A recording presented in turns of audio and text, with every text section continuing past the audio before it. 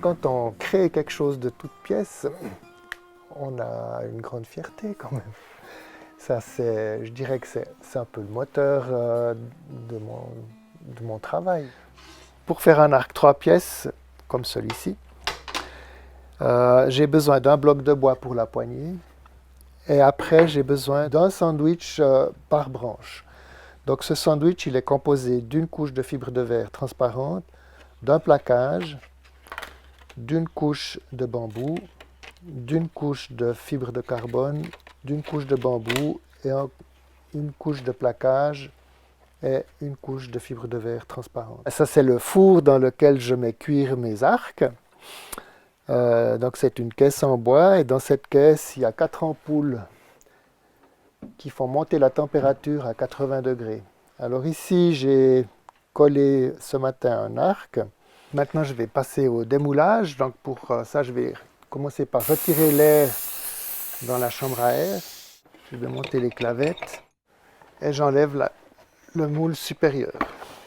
Voilà, là j'ai l'arc qui est brut. Avec mon chablon, je m'en vais dessiner la forme de la branche.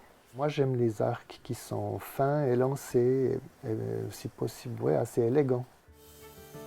Et une fois que j'aurai scié sur la scie à ruban, je vais venir sur cette ponceuse ici pour vraiment aller jusqu'au trait de crayon.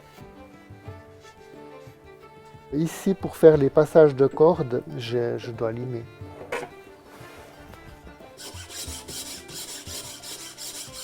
La prochaine étape, ça va être de coller ce qu'on appelle les poupées ou les renforts d'extrémité d'arc. Encore cette partie-là qui va être aussi collée à la fin et qui va être mise en forme en même temps que la poignée. On utilise ce qu'on appelle une fausse corde. Donc c'est en fait une deuxième corde qui est plus longue que la première qu'on va fixer sur les poupées de l'arc. On la prend sous les pieds et on tend l'arc pour pouvoir mettre la corde dans le passage de corde. Et l'arc est bandé.